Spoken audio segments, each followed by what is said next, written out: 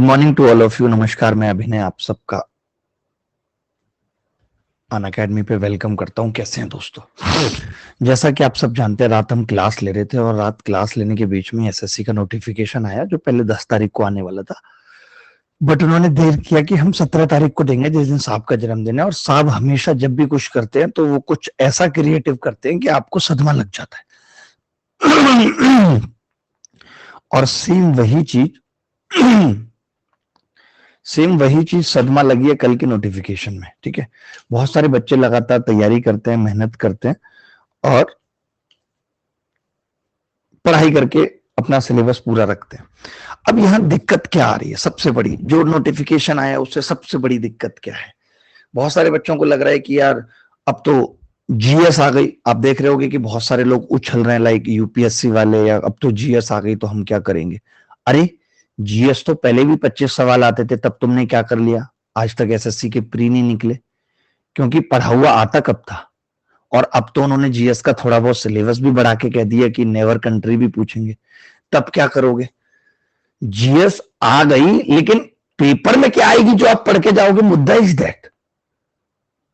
और गणित का कोई उन्होंने सिलेबस नहीं कम कर दिया, बल्कि मुश्किलें बढ़ा दी कि अब हमें कंबाइंड कट ऑफ भी निकालनी है और 30 क्वेश्चन 90 मार्क्स का वेटेज भी बहुत बड़ी चीज है।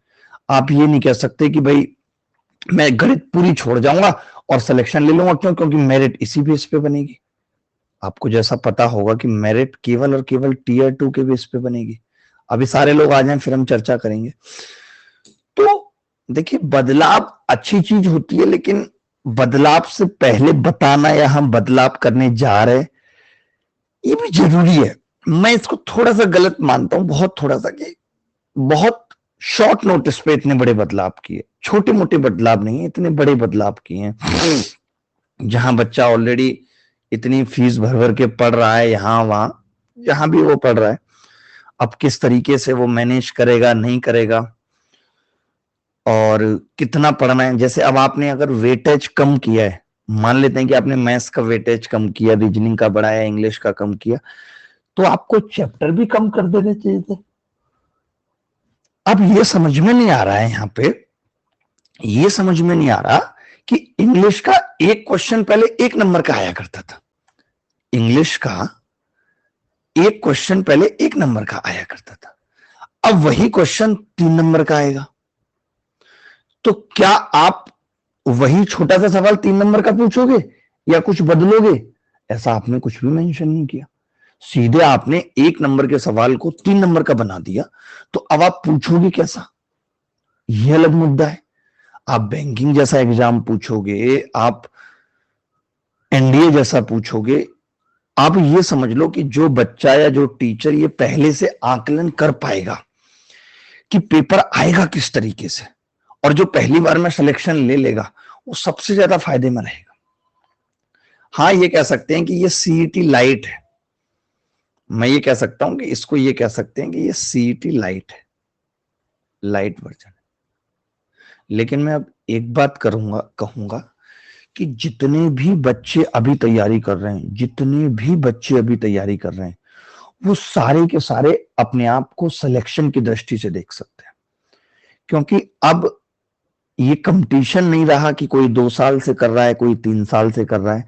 ऐसे मान के चलो कि लगभग लगभग सब एक ही मोड़ पे आके खड़े। जो रेस कुछ लोग पहले ही दौड़ गए थे, कुछ लोग और पहले ही दौड़ गए थे। अब ऐसे समझ लो कि अब किसी को ये पहले दौड़ने वाला स्कोप नहीं है, सब एक ही जगह से दौड़ रहे हैं और एक ही जगह पहुंचना है। और सबसे बड़ी चीज है कि 20,000 लोगों की वैकेंसी भी है जो बढ़ेगी। 20,000 का मतलब है ये 25 के तक भी जा सकती है। तो क्या क्या बातें हैं हमें जो इस बार ध्यान रखनी है? हम पूरा नोटिफिकेशन अभी एनालिसिस करते हैं, बहुत धीरे धीरे एक एक बात बताता हूं, मैं आपको बताते हुए चलता हूं क्या इसके प्रोस एंड कॉन्स होंगे, फायदे क्या है, नुकसान क्या है, इन सब पे बात करेंगे। ठीक है भाई? जैसे सबसे पहली चीज तो अगर हम इसके बारे में बात करें तो आपने देखा कि भाई डेट जो है वो 17 से लेकर के 8-10 तक है। तो मैं सबसे ये रिक्वेस्ट करूंगा कि आप 30 सितंबर तक ही फॉर्म भर लीजिए, 30 सितंबर तक ही फॉर्म भर लीजिए। अब देर मत करिएगा। उत्कर्ष का पिछली बार फॉर्म रह गया था। पहली चीज, last date and time for receipt online application वो 8 अक्टूबर है, लेकिन वेट मत करना। आप ये मान के चलना कि इस बार यूपीएससी एस्पिरेंट भी इसमें कूदेंगे। मैं आपको बता दूं, उनको सिर्फ मैथ्स पढ़नी है। यूपीएससी एस्पिरेंट भी कूदेंगे, उनको मैथ्स पढ़नी है, और आपको उनको मैथ्स में ही पीछे छोड़ना है, क्योंकि जीएस में सब बराबर हैं। चाहे यूपीएससी वाले कूद जाएं चाहे एसएससी वाले, बहुत फर्क नहीं पड़ेगा, क्योंकि पढ़े हुए सवाल बहुत नहीं आते। अब ऐसे समझते हो ना, अगर जीएस से सिलेक्शन होता तो क्या कभी आईएएस की कट ऑफ 90% नहीं जाती? आज तक प्री में भी गई है। आईएएस को तो ये कहते हैं ना कि देश का सबसे इंटेलिजेंट माइंड है। टीना डाबी को तो ये कहते हैं ना देश का सबसे इंटेलिजेंट माइंड है। तो वो सबसे इंटेलिजेंट माइंड 200 में 95 नंबर ही क्यों लेके आ पाया था प्री में? इसका मतलब क्या है कि जीएस में कभी पूरे नंबर आ ही नहीं सकते, आप कितने भी इंटेलिजेंट हैं। मेरी बात को समझ रहे हैं नहीं? मैं जो कह रहा हूं, मैं ये कह रहा हूं कि जीएस में ये उम्मीद नहीं रख सकते कि 100% स्कोर आ जाएगा, तो अब कट ऑफें भी कम जाएंगी, कट ऑफें भी कम जाएंगी। तो भैया ये आप समझ लेना कि आपको फॉर्म 30 सितंबर तक भरना है। अब आपने ये देखा date of window, application form की करेक्शन की डेट भी इन्होंने दी है। अगर कोई बच्चा कुछ गलती करेगा तो करेक्शन की भी दी है, बट इसके भरोसे मत रहना कि मुझे करेक्शन लेना है, करेक्शन लेना है, इसके भरोसे मत रहना। टेंटेटिव शेड्यूल टीयर 1 का इन्होंने दिसंबर ही दे दिया, जो कि बहुत गलत है। इसके लिए थोड़ी सी आवाज उठा लेंगे कि इसको दिसंबर से जनवरी कर लें, और मुश्किल है कि एसएससी माने इस बात को, फिर भी देख लेंगे, लेकिन आपको यही मानना है कि दिसंबर में ही पेपर होगा। टीयर 2 का डेट इन्होंने इसलिए नहीं दिया क्योंकि इतने बड़े चेंजेस टीयर 2 में करे तो एटलीस्ट 5-6 महीने का गैप ये देंगे। अब जब ये 5-6 महीने का गैप देंगे तो हमारा फोकस ये रहेगा कि जो इन्होंने कंप्यूटर ऐड किया है वो कंप्यूटर हम मेन से पहले पढ़ेंगे। जीएस में जो कुछ स्पेसिफिक टॉपिक दिए हैं, इंडिया नेवर्स, ये वो फलाना ढिमकाना, वो भी हम मेन से पहले पढ़ेंगे। जैसे मैथ्स के अंदर इन्होंने स्टैटिस्टिक्स और प्रोबेबिलिटी जोड़ दिया, प्रोबेबिलिटी जोड़ दिया, तो इसको भी हम मेन से पहले पढ़ेंगे। कुछ कुछ चीजें हैं जिनको हम मेन से पहले ही पढ़ेंगे, जो छोड़ी जा सकती हैं। रीजनिंग में भी कुछ टॉपिक हैं जो बड़े हैं, क्योंकि मेंस में आपको भरपूर टाइम मिलेगा। अभी हमारा फोकस जो रहेगा वो सिर्फ प्री क्वालिफाई करने पे रहेगा, क्योंकि प्री क्वालिफाइंग हो चुका है। लेकिन हम अपनी शिद्दत में ये कमी नहीं करेंगे कि मुझे प्री में कम मार्क्स लाने हैं, क्योंकि इस साल लोगों की तैयारी तो पूरी है। आप बताओ, इस साल तो शुभम जैसे लड़के भी बैठ रहे हैं जिन्होंने अपने आप को 180 नंबर टारगेट कर रखा था। बताओ आप, जिन्होंने अपने आप को 185 और 190 के लिए तैयार कर रखा था। तो जिन बच्चों की प्री की तैयारी इतनी तगड़ी है, तो आपको क्या लगता है कि कट ऑफ में कोई बहुत अंतर नहीं आएगा? बस उतना ही आएगा जितना 20,000 वैकेंसी की वजह से आएगा।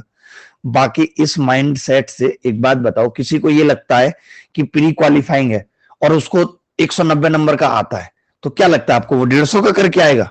नहीं, ऐसा तो नहीं है कि वो 150 का करके आएगा, वो तो पूरा ही करके आएगा।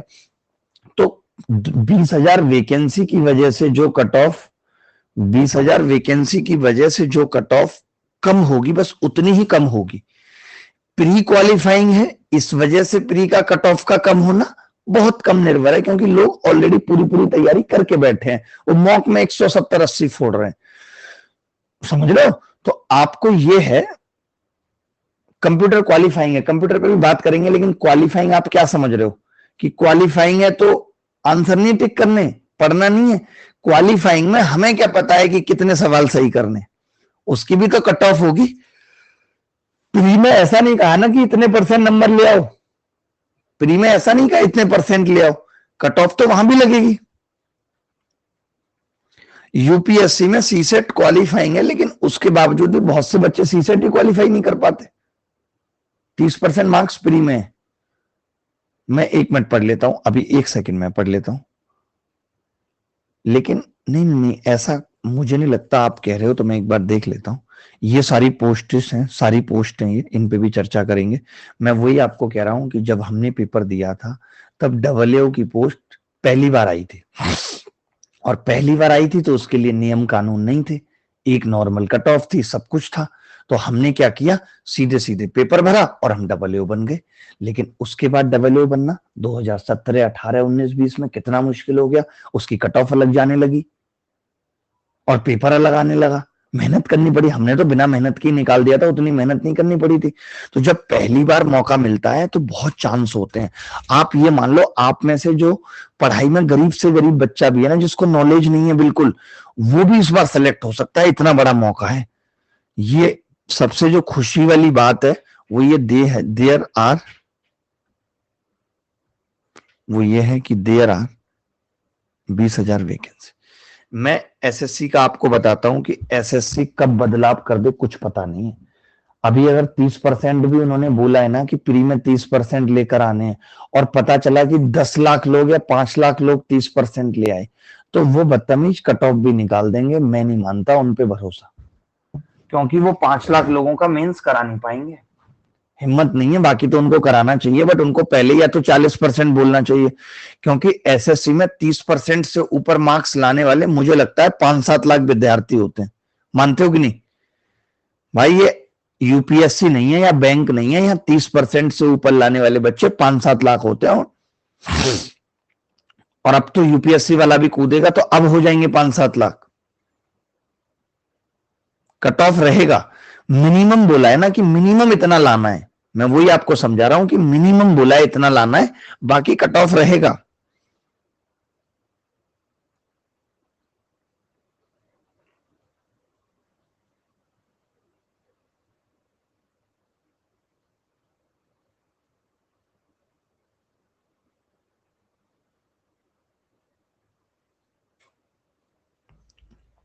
आगे बढ़ते हैं, ये वाली बात भी देख लेते हैं। अब ये तो पोस्ट की बात आ गई कि 18 से 27 साल कौन सी पोस्ट है, 20 से 30 साल, 18 से 32 साल, मतलब 32 मैक्सिमम है। अगर उससे ऊपर कोई जाना चाह रहा है तो या तो उसकी कैटेगरी है तो उसको 5 साल का रिलैक्सेशन मिलेगा, दूसरी कैटेगरी तो 3 साल का मिलेगा, इसके अलावा नहीं है। ये तो बात हो गई एज की, ठीक है। Additional permissible upper limit age कुछ और भी दे रखी है। सिविलियन एम्प्लॉय 40 साल, 45 साल, वो लोग जो जॉब करके आते हैं, एक्स सर्विसमैन की बात की है। और यहाँ पे कोई काम की बात तो नहीं है, नहीं, यहाँ पे कोई काम की बात नहीं। इन्होंने इतनी इतनी बातें की हैं कि डर गया है आदमी नोटिफिकेशन पढ़ने से, बेचारा।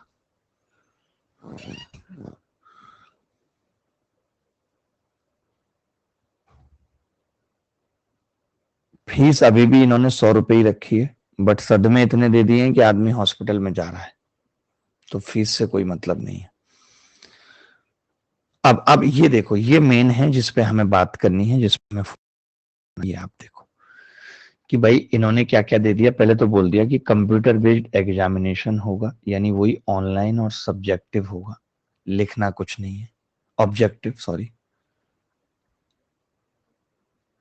ऑब्जेक्टिव एग्जाम होगा, ठीक है। 2 फॉर्मेट में होगा, एक टीयर 1 और एक टीयर 2। अब इसको समझते हैं अच्छे से। भाई क्या कर सकते हैं, अब एसएससी ने कर दिया तो।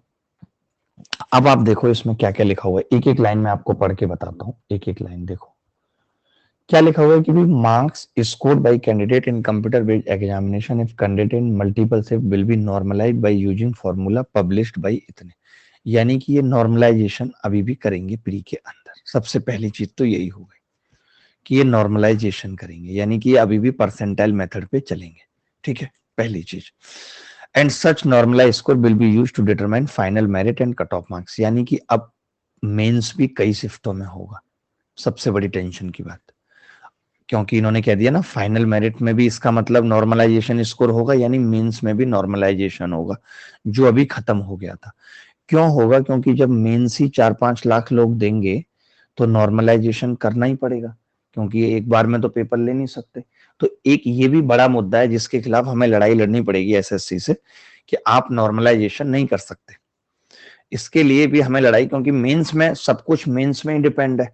अब तक तो प्री और मेंस 2 चीजें होती थी, हम अपने आप को मैनेज कर लेते थे ना। हमें अपने आप को साबित करने का 2 बार मौका मिलता था। प्री में थोड़ी कमी रह जाती थी तो मेंस में कसक निकाल लेते थे।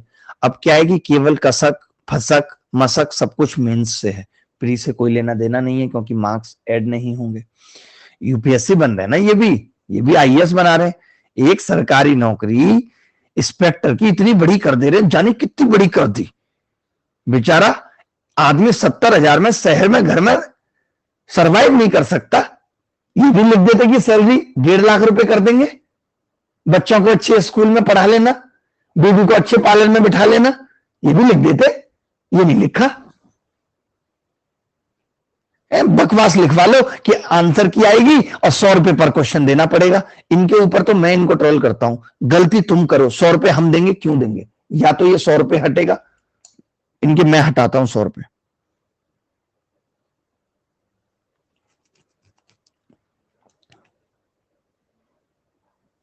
गलती तुम करो। साफ साफ लिख रहे हैं, क्या लिख रहे हैं? If within the stipulated time limit on the payment of 100% per question which is non-refundable, representations, क्यों जरूरत पड़ेगी रिप्रेजेंटेशंस की? क्यों तुम पहले से मान के चल रहे हो कि हम गलत सवाल पूछेंगे? गधे हो क्या तुम? 100 सवाल ठीक नहीं बना सकते? मजाक लगा के रख रखा है। ये तो वो वाली बात हो गई, हम अपनी बेटी आपके घर में दे रहे हैं, अगर आपको हमारी बेटी से कोई शिकायत हो, कोई दिक्कत हो, तो आप पहले 10,000 रुपए हमारे पते पर भेजना, फिर हम आपकी शिकायत सुनेंगे। है? ये नौबत आएगी क्यों? The schedule of the examination indicated in the notice is tentative. Any change in the schedule examination will be informed. वो इनका हमेशा से रहता है कि टेंटेटिव है, हम चेंज कर देंगे। वो तो एक कर ही देंगे, हो सकता है क्वेश्चन पेपर भी टाइमली ना बना पाए। In the question paper, wherever necessary, the metric system of weights and measures will be used. There shall be no provision of re-evaluation, rechecking of the score of any stage. वो हमें पता है, तुम एक बार copy check कर लो, वही बड़ी बात है। अब आप देखो प्री का पेपर। प्री में पहले भी जनरल इंटेलिजेंस, रीजनिंग आती थी, जनरल अवेयरनेस आती थी, क्वांटिटेटिव एप्टीट्यूड आता था, इंग्लिश आती थी, अभी भी वही है। एक सवाल 2 नंबर का होता था, अभी भी वही है। 1 घंटे का होता था, अभी भी वही है। सब कुछ एज इट इज है, और नेगेटिव मार्किंग भी 0.50 है। लिखा हुआ है there will be negative marking for each wrong answer, यानी पहले जैसा था वैसा ही अभी भी है।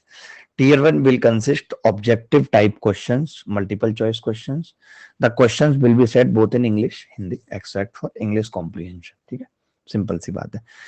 यहां तक बात कर दी। अब आ जाते हैं Tier 2 एग्जामिनेशन पे, जिसमें बड़ा बदलाव हुआ है। तो वो Tier 2 एग्जामिनेशन में इन्होंने क्या किया है, अब एक एक चीज पढ़ेंगे ध्यान से। यहाँ पे देखो, इन्होंने कहा, अरे पागल है क्या तू? एलेक्सा मोड मत ऑफ कर, कान तोड़ दूंगा अभी 2 मिनट के अंदर। इन्होंने क्या है, सेक्शन बनाए। इन्होंने क्या किया, सेक्शन बनाए। कैसे कैसे? इन्होंने एक सेक्शन ये बनाया S1 और कहा इसके अंदर मैथमेटिकल एबिलिटीज। अब आप दोनों में अंतर समझना। यहाँ पे क्या लिख रहे हैं, क्वांटिटेटिव एप्टीट्यूड लिख रहे हैं। यहाँ पे, यहाँ क्या लिख रहे हैं, मैथमेटिकल एबिलिटीज। यानी ये खुद बोल रहे हैं कि हम कुछ ना कुछ चेंजेस तो करेंगे। नहीं तो यहाँ पे इनको क्वांटिटेटिव एप्टीट्यूड लिखने में क्या मरी पड़ रही थी, बताओ आप मुझे। बात तो एक ही थी, लेकिन नहीं, इनको अलग से दिखाना था कि हम क्या करने वाले। मॉड्यूल 2 में क्या है, रीजनिंग एंड जनरल इंटेलिजेंस, यानी कि यहाँ पे 30 क्वेश्चन इसके, 30 इसके, टोटल 60 क्वेश्चन 180 नंबर के 1 घंटे में करने। अब देखिए इन्होंने यहाँ पे गड़बड़ क्या की, जो मुझे लगा कि अभी तक हम लोग जो मान के चलते थे, जैसे पेपर है तो हम ये मान के चलते थे कि मैथ्स और रीजनिंग 30 मिनट में करने, और इसी के बीच में जीएस के लिए 5 मिनट निकालनी है, और इसी के बीच में इंग्लिश के लिए निकालनी है, क्योंकि इन दोनों में ज्यादा टाइम नहीं लगता था, हम कम कम टाइम लगाते थे। टाइम टेकिंग कहाँ होता था, ये दोनों होते थे या नहीं? अब इन बदतमीजों ने क्या किया है कि दोनों टाइम टेकिंग एक ही सेक्शन में डाल दिए, यानी पूरा पेपर करना ही संभव नहीं है अपने आप में। मानते हो कि नहीं? इनको क्या करना चाहिए था, मैथ के अंदर इंग्लिश डाल देनी चाहिए थी। मैं इस पे भी बात करूंगा एसएससी से कि आप मैथ के अंदर इंग्लिश डालते और रीजनिंग और जीएस को एक साथ रखते तो आसान रहती चीजें, टाइम मैनेज करने में दिक्कत नहीं होती। आप चाहते क्या है भाई? आप तो चाहते ही नहीं बच्चा पेपर पेरा करे। यहां तो आपने दोनों ही सेक्शन टाइम टेकिंग ले लिए। यहां तो स्थिति ये होगी कि अगर बच्चा 30 क्वेश्चन करने चला गया रीजनिंग के, तो पता चला मैथ पूरी छूट गई, मैथ करने चला गया तो रीजनिंग पूरी छूट गई। जबकि सेकंड वाले में टाइम बचेगा, लेकिन सेकंड वाले में फिर क्या गड़बड़ है कि 210 नंबर का पेपर है और 1 ही घंटा दिया है। ये भी समझो कि सेकंड वाले में इंग्लिश कॉम्प्रिहेंशन के 45 सवाल दे दिए और 1 सवाल 3 नंबर का कह दिया, और अभी भी सेम है। पीछे भी देखो, इंग्लिश कॉम्प्रिहेंशन, और यहां पे क्या है, इंग्लिश लैंग्वेज एंड कॉम्प्रिहेंशन। यानी थोड़ा सा अंतर इन्होंने यहाँ पे किया है। कि क्या अंतर किया वो सिलेबस देख के भी आगे हम पता लगा पाएंगे, लेकिन इन्होंने सेक्शन, ये क्या लिखा है, सेक्शन 1, पता नहीं यहाँ पे क्या लिख रहे हैं, क्या दे रहे हैं, कुछ समझ से परे है मेरी तो, क्योंकि इसको ये सेक्शन 1 भी बोल रहे हैं और सेक्शन 2 भी बोल रहे हैं, यहाँ पे भी फिर सेक्शन सेक्शन सेक्शन बोल रहे हैं। तो बहुत गंदे तरीके से इन्होंने डिजाइन किया। अच्छा सेशन है, ओ सॉरी, यहाँ पे सेशन है कि सेशन 1 जो हो रहा है टोटल वो 2 घंटे 15 मिनट का है। एक एक घंटा इस सेक्शन के लिए, 1 घंटा इस सेक्शन के लिए और 15 मिनट इसके लिए, ठीक है, 15 मिनट इसके लिए। ये सेशन 2 है जिसके अंदर डाटा एंट्री मॉड्यूल है, ठीक है। अब आप यहां देखो क्या लिखा हुआ है कि tyre will include conducting of paper 1, paper 2 and paper 3 in separate tips. यानी पेपर 1 जो है वो एक दिन में होगा, पेपर 2 एक दिन में, पेपर 3, यानी ये पेपर 1 हमें पूरा का पूरा एक दिन में देना है। पहले हम 4 घंटे मेंस देते थे।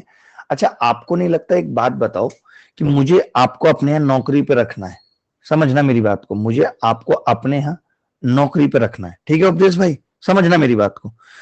मैं 5 सवाल पूछ के ज्यादा अच्छा डिसाइड कर सकता हूं कि आप मेरे लायक हैं या नहीं, या फिर मैं 100 सवालों का एक टेस्ट आपको दूं जिससे मैं पता लगा पाऊं कि आपकी नॉलेज क्या है, आप बताओ।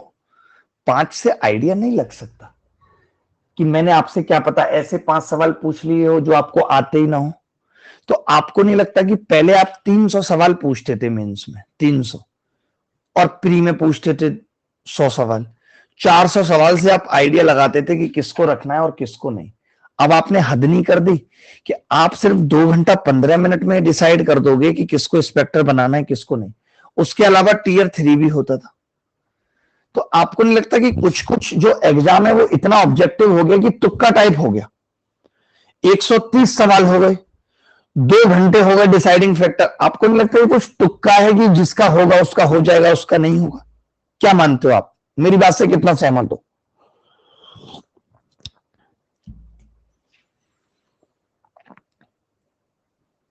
मेहनत से ज्यादा आप किस्मत पे डिपेंडेंट हो गया।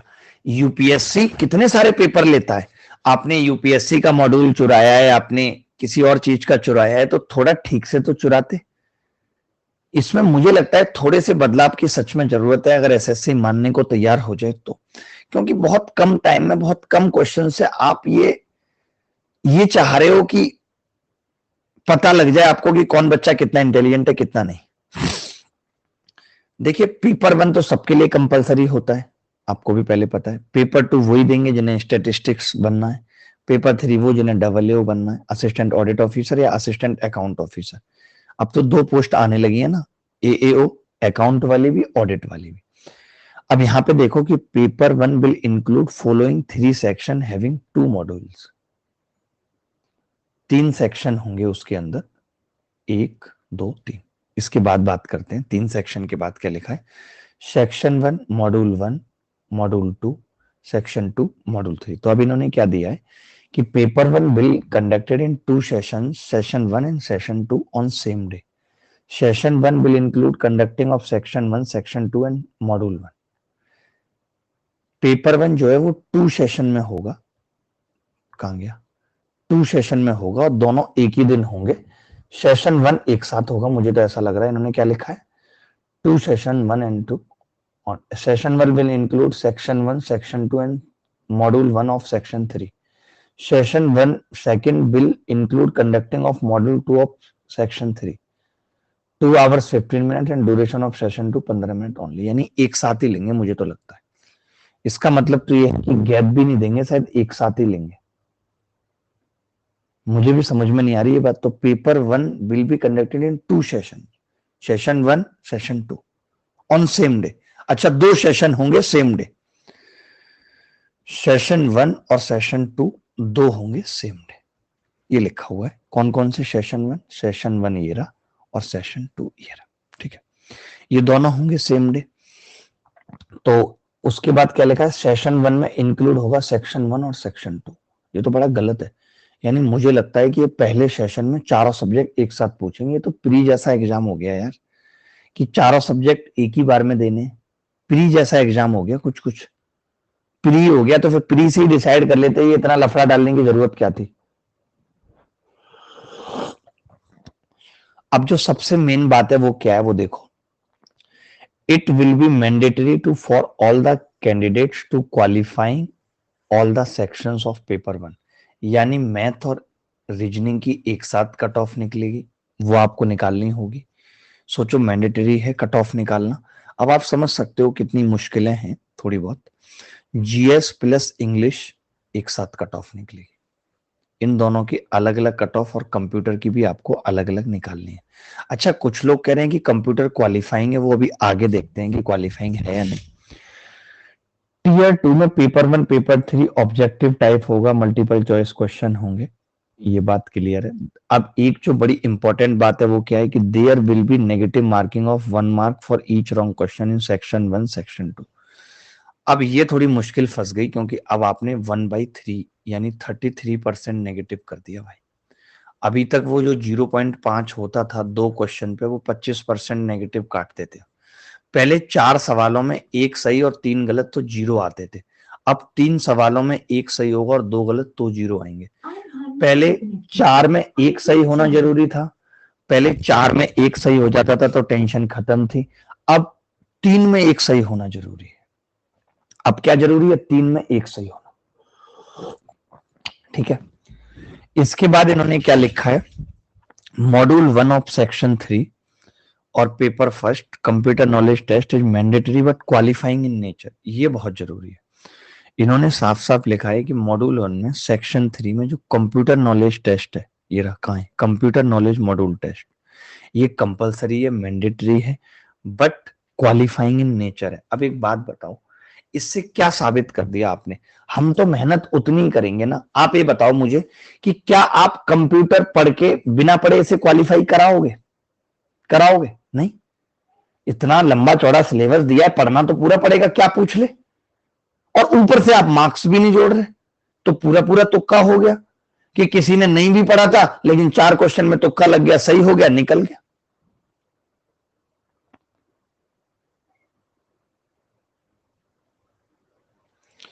कोई बात नहीं, इन्होंने साफ साफ दिया हुआ है कि computer knowledge test is mandatory but qualifying in nature, however while short listing the candidate for the. अब पता है, मैं एक बात कहूं आपको सीधे सीधे शब्दों में, आपको बुरी ना लगे तो, आपको बुरी ना लगे तो एक बात कहूं सीधे सीधे शब्दों में, करप्शन के नए नए रास्ते खोजे जा रहे हैं और कुछ नहीं। अब मौके अच्छे मिलेंगे करप्शन के। अब टेंशन नहीं है कि प्री में भी करप्शन करना, नहीं, अब एक ही बार बच्चा अपना पैसे भरेगा और सिलेक्शन लेके निकलेगा। ठीक है, किसी को ये कह के निकाल दिया जाएगा कि तुम कंप्यूटर में, अब तो पता ही इतना लेट चलेगा कि हमारा सिलेक्शन क्यों नहीं हुआ। अब जैसे कल सदमा लगाए, अब ऐसे सदमा लगा करेगा एक साथ, पता चलेगा वो सेट 3 महीने बाद पता चला वो मैं कंप्यूटर क्वालिफाई नहीं कर पाया, वाओ, ओ मैं टीयर 1 की फर्स्ट कट ऑफ क्वालिफाई नहीं कर पाया, ओ अब ये होगा, अब ऐसे होगा। चलिए, इसके बाद क्या है, सही बात है, नेगेटिव मार्किंग नहीं करनी चाहिए थी कम से कम। और इन्होंने अभी भी पेपर 2 और पेपर 3 में 0.5 की ही नेगेटिव मार्किंग रखी है। भाई ये क्यों कर रहे हो तुम? पेपर 2 और इसमें क्यों कर रहे हो? क्योंकि अभी भी 2 नंबर का प्रश्न, इसमें कोई चेंज नहीं किया, आप देख रहे हो, इसमें कोई चेंज नहीं किया। चेंज तो इसमें भी बनता था। आप जब यहां जीएस डाली दी तो अब यहां 100 सवालों की क्या जरूरत थी? मैं तो नहीं मानता। आपको लगता है अब यहां 100 सवालों की जरूरत थी? जिस हिसाब से एक तरफ तो आपने 390 नंबर में पूरा मेन समेट दिया, 390 नंबर में एक तरफ, जिसमें रीजनिंग जीएस सबको दे दे, एक तरफ फिर आप 200 नंबर का फिनांस और अकाउंट ही पूछ ले रहे हो। इसका तो कोई कंपैरिजन ही है, वाहियात बात कर रहे हो। इसके कंपैरिजन में इसमें भी तो चेंजेज होने चाहिए थे। इसको बना देते 100 नंबर का, इसको बना देते 75 नंबर का, यहां कोई चेंज नहीं किया।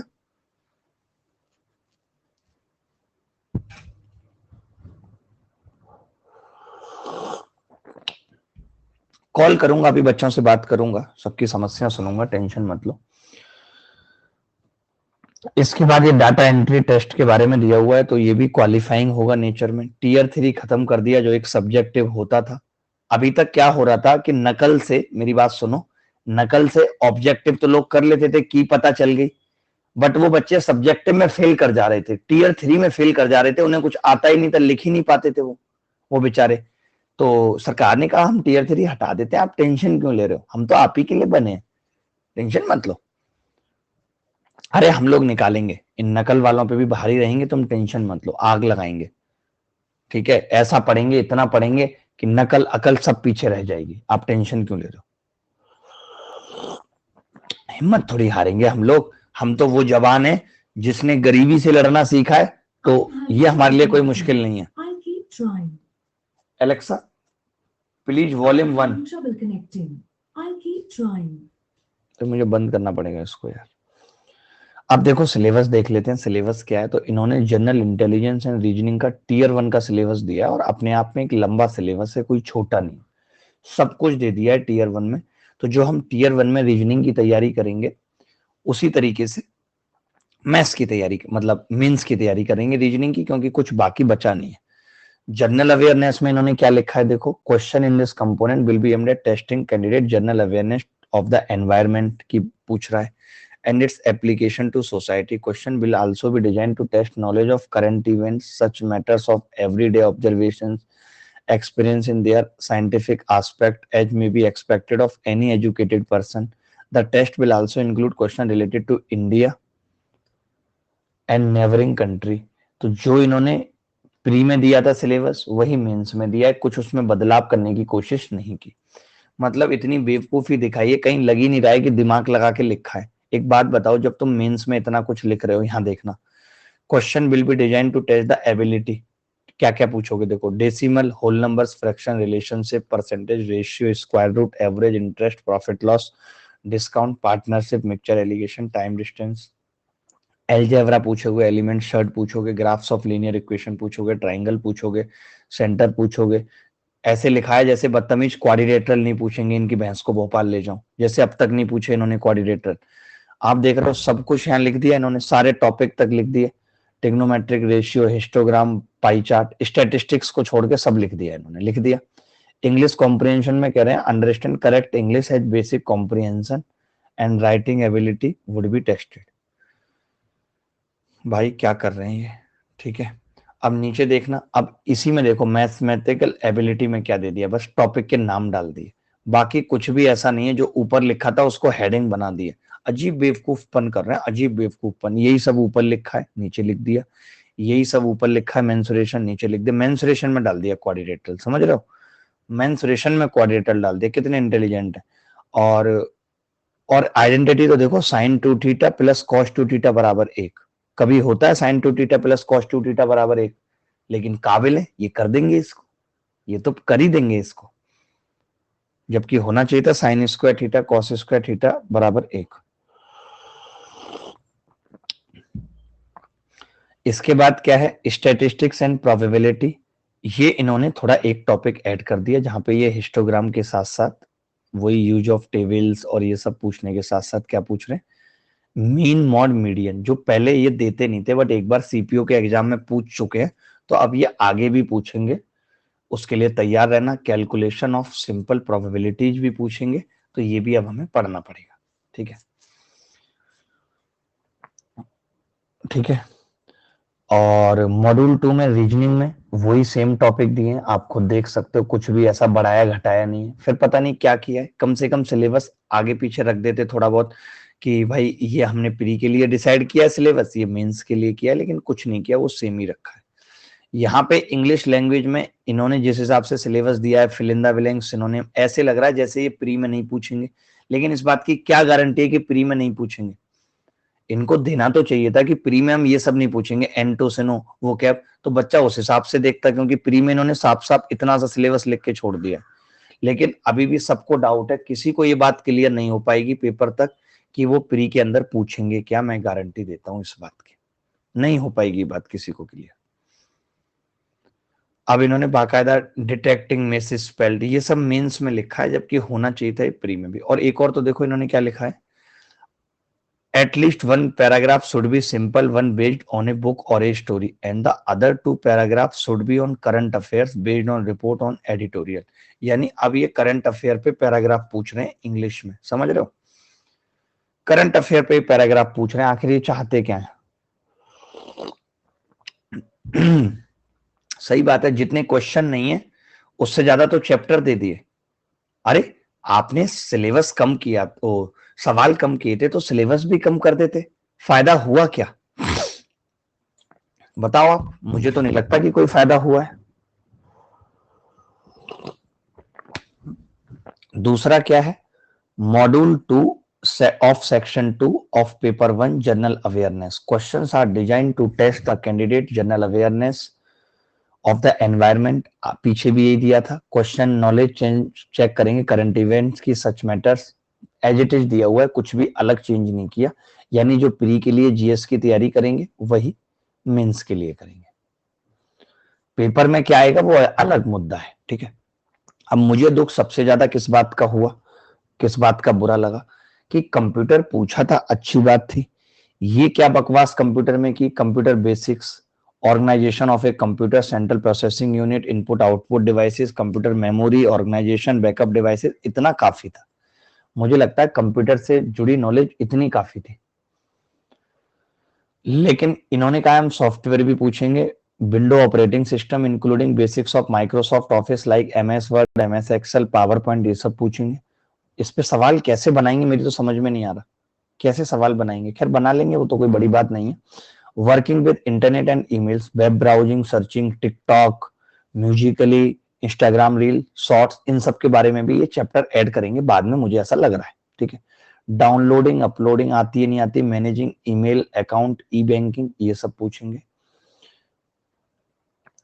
और इसके बाद ये बेसिक्स ऑफ नेटवर्किंग और साइबर सिक्योरिटी पूछेंगे आपसे कि कैसे आपने उसका फेसबुक अकाउंट हैक किया था। कई लड़के ये कहते हैं मैंने अपनी उसका फेसबुक अकाउंट हैक कर लिया था, जबकि कोई हैक नहीं करते। जब वो इनसे मिलने आती है तो ये ओटीपी भेज के पासवर्ड बदल देते हैं, बस इन्हें लगता है कि इन्होंने उसका अकाउंट हैक कर लिया।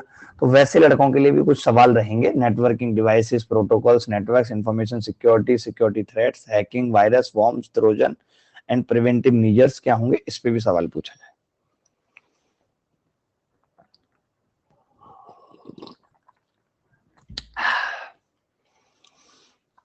पेपर 2 में क्या है वो पेपर 2 वाले देखेंगे, वो तो हम लोग तो उतना ध्यान नहीं देते हैं पेपर 2 पे, बट पेपर 2 का भी सिलेबस बहुत बड़ा दिया है।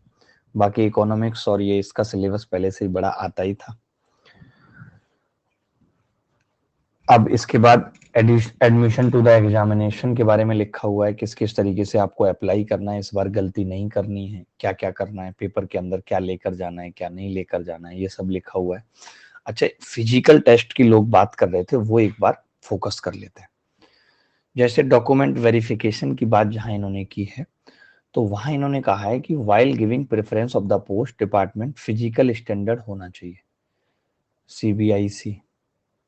तो क्या क्या होगा, मैं पढ़ रहा था एक जगह कहीं लाइन, अगले पेज पे है क्या, चलो कोई बात नहीं। ये देखो सबसे मेजर जो पॉइंट है वो ये है, ये सबसे मेजर पॉइंट, ठीक है। वो क्या है कि minimum qualifying marks in tier 1, section 1, section 2 and module 1 of section 3, paper 1 of tier 2 और paper 2 and paper 3 of tier 3 examination as follow. यानी कि किसी भी स्थिति में चाहे तो टीयर 1 की बात कर लें आप, या फिर सेक्शन 1-2 की बात कर लें जो मेंस में होगा, टीयर 2 में होगा, टीयर 2 में, या फिर पेपर 2 और पेपर 3 की बात कर लें, जर्नल कैंडिडेट के लिए मिनिमम 30% मार्क्स लाने होंगे। तो आप ये मत समझो कि प्री में, अब आप कई गधे क्या कह रहे हैं कि प्री में भी 30% ले आओ पास हो गए, नहीं, ये मिनिमम क्वालिफाइंग मार्क्स हैं, इतने लाने हैं। क्वालिफाइंग करने के लिए कितने चाहिए होंगे, तो ये बात अपने दिमाग से निकाल दो। जिसने भी कहा है कि 30% ही लाने हैं, वो बहुत बड़ी गलतफहमी है, वो बहुत बड़ी गलतफहमी में हो। ये मिनिमम है कि इतना तो लेकर ही आना होगा। ऐसे तो फिर आप एक बात बताओ, क्वालिफाइंग करना और सिलेक्शन लेना दोनों में अंतर है। मुझे नहीं लगता, इसके हिसाब से ये लग जरूर रहा है कि टीयर 1 क्वालिफाइंग है और 30% लाने होंगे, बट मुझे नहीं लगता कि एसएससी इतने लोगों को मेंस में पास कराएगा। बहुत मुश्किल है, बहुत मुश्किल है कि वो इतने लोगों को, इन्होंने मिनिमम दे दिया कि आपको सेक्शन 1 और सेक्शन 2 में भी मिनिमम 30% मार्क्स लेके आने। ये जो आपका टेस्ट होगा सेक्शन 3 में, उसमें इन्होंने गलतियों का पैरामीटर बताया है, तो वो एक बहुत छोटी बात है, इससे हमें ज्यादा मतलब नहीं है। अब आप देखो, based on the marks score in tier 1 will be short listed category wise to appear. केवल और केवल जो मार्क्स होंगे वो ये डिसाइड करेंगे कि आपको टीयर 2 में बैठना है। Separate cut offs will be fixed for paper 2 of tier 2। अलग कट ऑफ निकलेगी, पेपर 3 की अलग कट ऑफ निकलेगी, एंड पेपर 1 ऑफ टीयर 2 इसकी अलग कट ऑफ निकलेगी। इन्होंने साफ साफ बोला है। Tier 2 examination will be conducted for the candidates qualified in Tier 1. In Tier 2, all the candidates will be required to appear in all three sections of paper 1. ये लिखा हुआ है। इसके बाद in paper 1 of Tier 2 will be mandatory for the candidate to qualifying all the section. आपको हर section में minimum 30% marks लेकर आने। एक बात बताओ, इसका मतलब तो आपने पहले ये निश्चित कर दिया कि 30% से कम नहीं जाएगी कट ऑफ, कट ऑफ उससे ऊपर ही रहेगी। अजीब बाहियात सी बात की है यार, अजीब बाहियात सी बात की है, भगवानी मालिक है। Based on the aggregate performance in section 1 and section 2 of paper 1 of tier 2 examination, candidate will be short listed for evaluation of section 3 of paper first. लो अब सुनो तो मेरी बात, इन्होंने क्या कहा है कि based on the aggregate performance in section 1 and 2 will be shortlisted for evaluation of section 3 of paper first। Section 3 कौन सा था समझ गए आप? सेक्शन 3 समझ गए कौन सा था? कंप्यूटर वाला।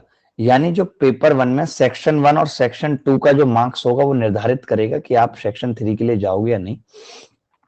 The candidate who are not qualified in section 1 and 2 will not be evaluation for section 3 and they will not be consider for further selection process. ठीक है, हमें पता है, ज्यादा काबिल मत बनो। ठीक है, सेक्शन 3 वही मतलब डेस्ट वेस्ट की बात कर रहा है, ये कोई खास बात इसमें नहीं है। काम की बात यही थी कि आपको मिनिमम 30% लेके आना है। दोनों में ही फंसा दिया बच्चे को। अगर इन्होंने ये कॉम्बिनेशन बनाया होता मैथ्स के साथ जीएस और इंग्लिश के साथ रीजनिंग, तो 30% का टेंशन नहीं था। अभी टेंशन है, इंग्लिश भी मुश्किल और जीएस भी मुश्किल। गारंटी नहीं होती इनकी गारंटी नहीं होती। आप भी मानते हैं ना कि चाहे इंग्लिश हो चाहे जीएस, गारंटी कोई नहीं दे सकता कि मैं कर ही पाऊंगा।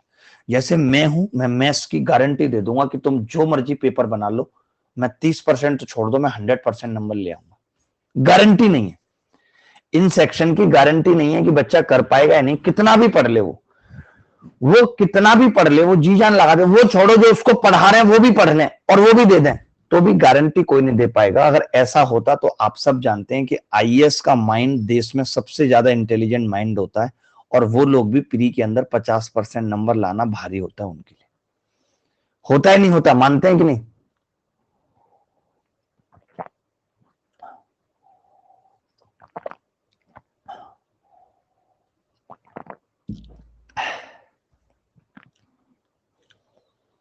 अरे जी जान लगा दो हमें, जी जान लगा दो भाई, जी जान लगा दो मेरे दोस्त। पागल हो गया। ये देखो जरा, ये देखो भाई,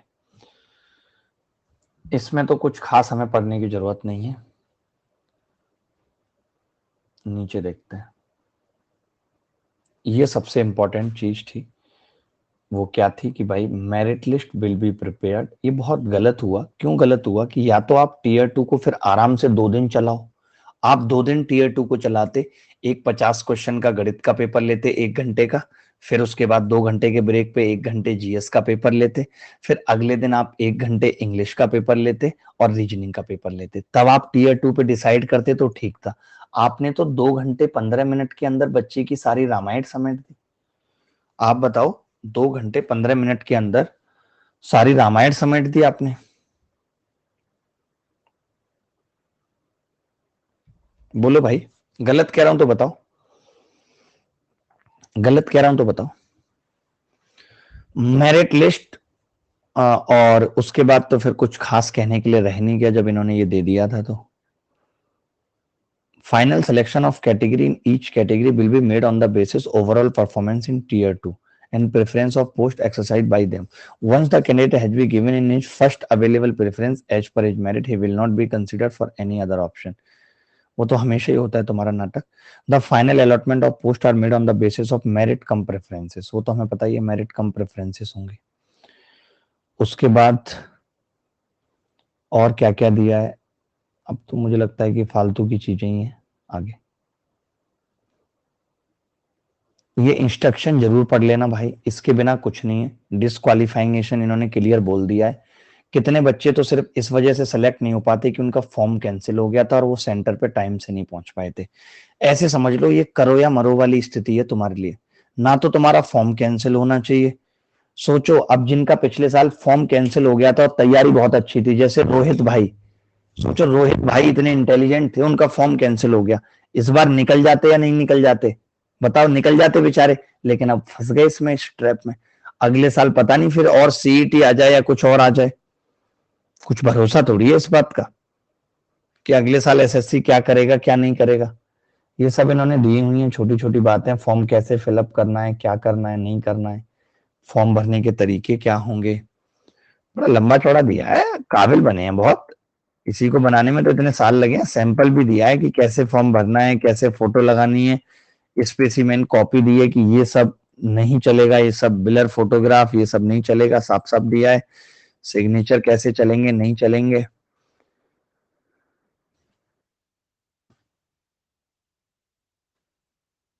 अब करना क्या होगा हमें और किस तरीके से अब अपनी तैयारी को लेके जाना है, वो मैं थोड़ा सा उस पर चर्चा कर लेता हूँ बचे हुए 15 मिनट में, कि कैसे अब तैयारी को लेके जाना है। देखो, सबसे पहला तो हमारा यही है कि हम प्री की कट ऑफ क्वालिफाई करें, क्योंकि मैं अभी भी डाउट में हूं एसएससी इस चीज को अभी क्लियर कर देगी।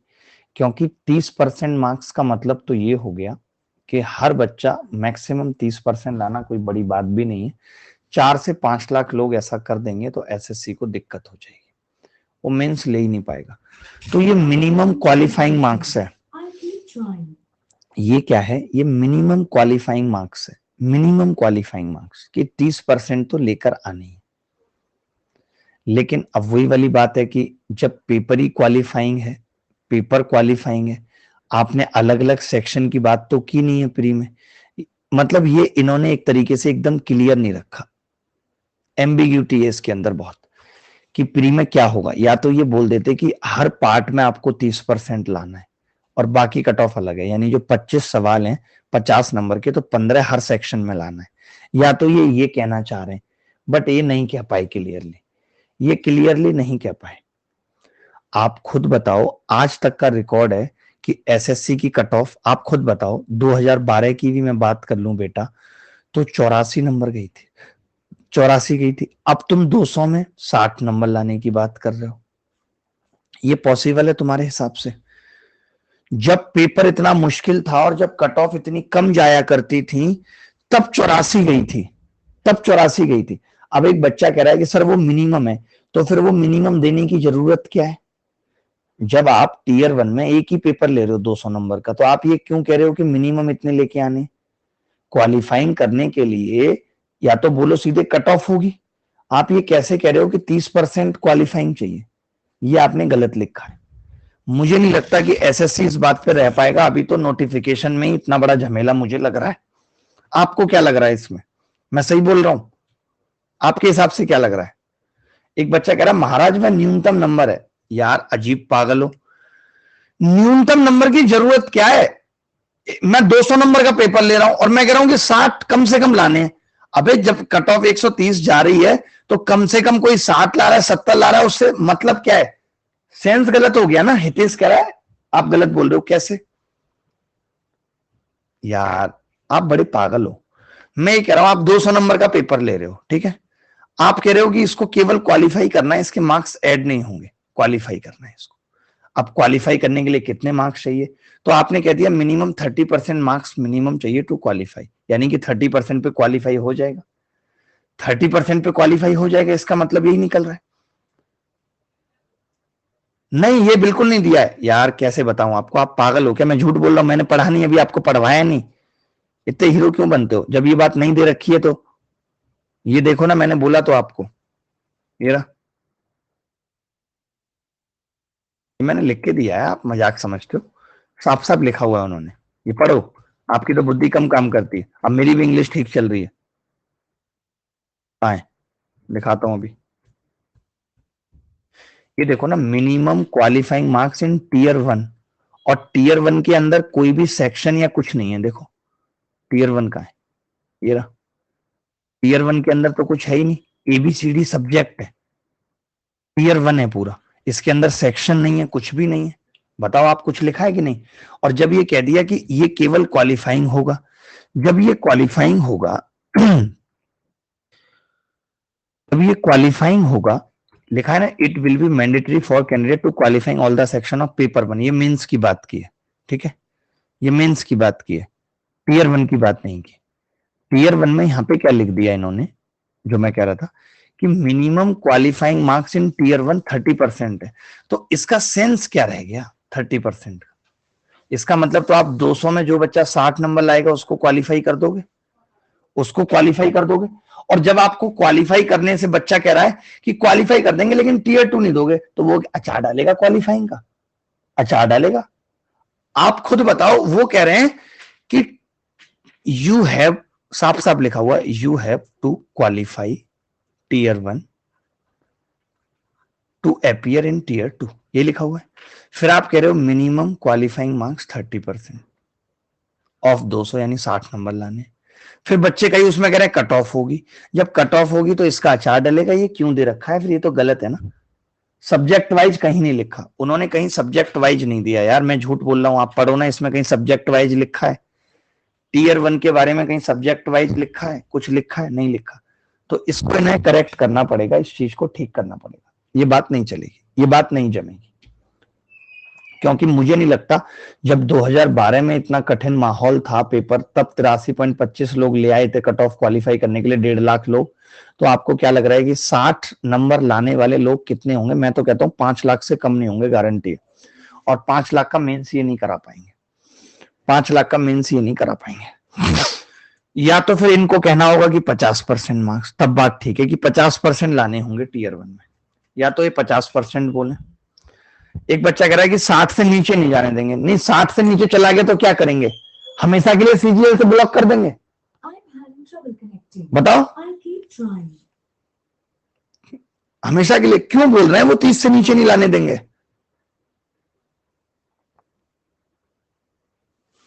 अभी 1-2 दिन में ये बात क्लियर हो जाएगी, बट मैं क्लियर हूं, मैं एकदम क्लियर हूं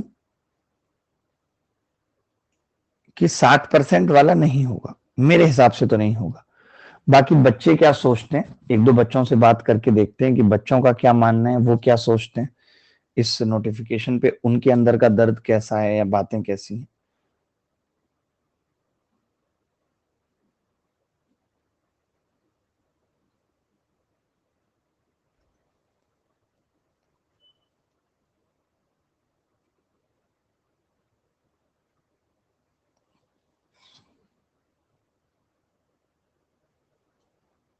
हेलो, आवाज नहीं आई।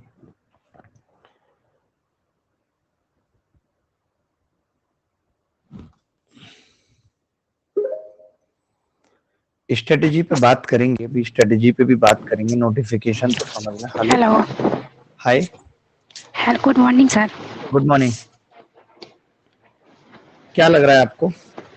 सर हमें लग रहा है क्या 60% तो बहुत बच्चा ले आया, क्योंकि एनटीपीसी में 60% बहुत बच्चा लाया था, तो फिर लास्ट में नहीं, 60 तो मार्क्स है बेटा, 60 मार्क्स, ये सर 60 मार्क्स, तो उतना तो बहुत बच्चा ले आएगा। तो फिर इतना आगे जाके फिर टायर 2 में बहुत बच्चा कंफ्यूज हो जाएगा, क्योंकि उतना एग्जाम करा ही नहीं पाएंगे वो। नहीं, फिर करा भी लेंगे तो मतलब आप 60 से, मुझे लगता है फिर इससे अच्छा तो प्री हटा ही दो। हाँ, फिर प्री हटा ही देना चाहिए, हटा ही देना चाहिए, क्योंकि मेहनत तो पूरी लग रही है, एफर्ट तो पूरा लग रहा है। Yes sir. आप मतलब क्लियर ही नहीं कर रहे चीजों को। Yes sir.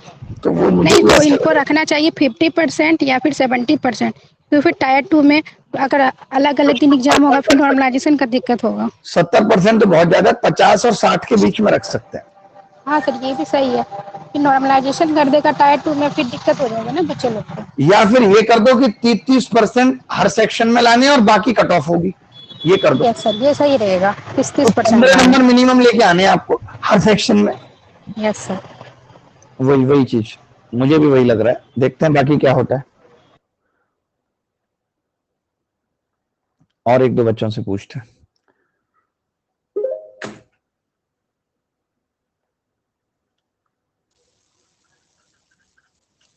हेलो। हेलो। हाय। सर नमस्ते। नमस्ते भाई धाकड़, बताइए। सर ये सर हर एग्जाम में ये क्वालिफाइंग रखते हैं 30%। जैसे सर जैसे एग्जाम में 30% मतलब हम्म। इससे नीचे वाले नंबर आने के लिए वैसे डिस्क्वालीफाई हो जाते हैं। जैसे सर जैसे टीचिंग वगैरह में होता है, हाँ हाँ, तो टीचिंग में वो क्या तो मैं होता समझ, है अरे वो तो मैं नेगेटिव। समझ गया भाई, लेकिन 30% बहुत कम है ना। 200 में 30% बहुत कम है। आप ये कह रहे हो कि आप 60 नंबर ले आओ, आप क्वालिफाई हो जाओगे टीयर 2 के लिए, यही तो कह रहा है ये नोटिफिकेशन। Yes sir. तो बताओ, आप 60 नंबर पे टीयर 2 क्वालिफाई कराओगे तो टीयर 2 ले क्यों रहे हो? अब तक तो आपकी कट ऑफ जाती थी 150, अब आप 60 पे क्वालिफाइंग कर रहे हो। What the hell is this? वहीं सर कट ऑफ तो अलग से आएगा ये किसका। जब कट ऑफ अलग से आएगा तो इस 30% का क्या मतलब रह गया टीयर 1 में? आप बताओ, जब कट ऑफ ही अलग से आएगा तो फिर इसका यूज क्या है 30% का आपके हिसाब से? सर कोई कोई कोई यूज है? नहीं सर। तो फिर बिना मतलब की ये चीजें कर रहे हैं यार। पता नहीं, 8 दिन में नोटिफिकेशन निकाला था, उसको भी करेक्ट नहीं कर पाए सही तरीके से। Yes sir. पता नहीं क्या कर रहे हैं।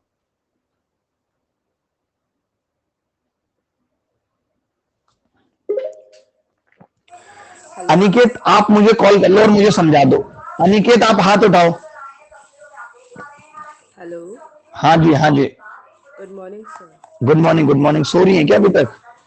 नहीं सर, जुकाम लगा जुकाम लग रहा है? ओ, काफी ऐसे लग रहा है बड़े एटीट्यूड में बात कर रही हैं, बताइए। है। नहीं सर। सर ये जो 30% क्वालिफाइंग है, अगर कोई ये 30% क्वालिफाई करके टीयर 2 के लिए जाता भी है तो वो केपेबल कैसे है टीयर 2 देने के लिए? बताओ।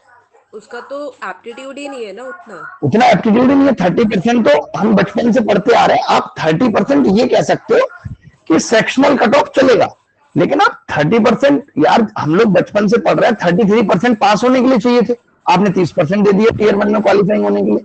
इनको ये समझ में ही नहीं आई बात, ये कहना कुछ और चाह रहे हैं, बाद में क्लियर करेंगे, देखना आप। अभी कई नोटिफिकेशन आएंगे टुकड़ों में।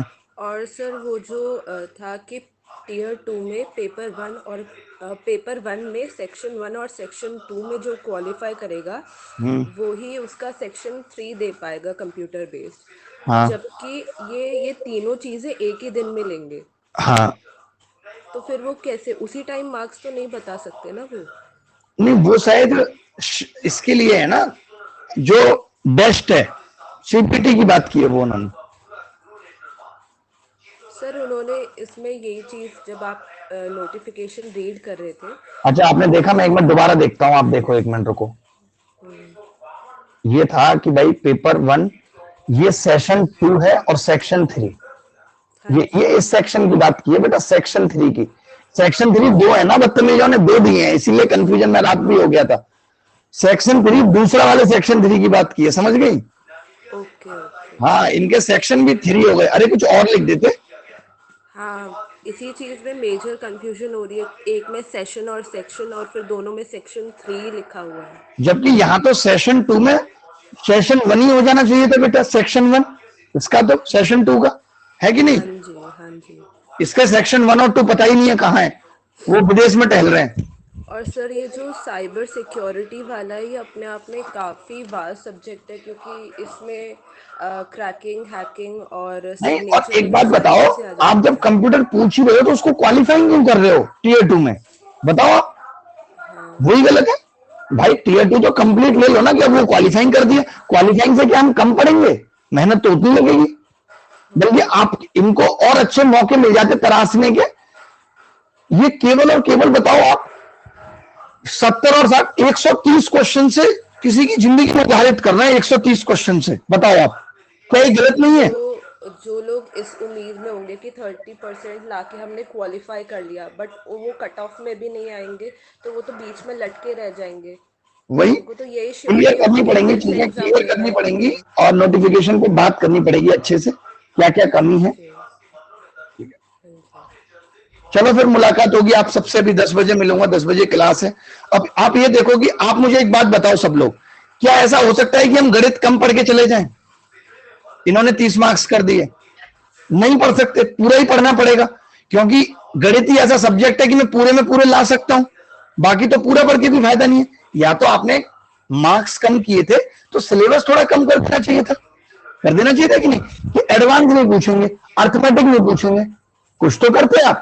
सर लीनियर ग्राफ और प्रोबेबिलिटी भी इन्होंने ऐड किया, और वो टेलर थ्योरम जो था, टेलर सीरीज, तो हाँ, वो भी ये इंक्लूड कर सकते हैं क्या, जब इन्होंने यूपीएससी से इतना रिलेट कर ही दिया है। लेकिन ये थोड़ा एक्स्ट्रा तो पढ़ के चलना पड़ेगा, मतलब ये बात तो है, क्योंकि मीन मॉड ये सवाल तो बेटा इनके पहले से भी पूछते रहे थे, जो इन्होंने सिलेबस दिया है ना, इस पे सवाल पहले से ही पूछ रहे थे, इन्होंने ग्राफ पे भी सवाल पूछे हैं। मैंने जब अपनी किताब अपडेट करना शुरू की थी सन 2017 में, तो मैंने लीनियर ग्राफ ऑफ इक्वेशन पहला टॉपिक दिया था।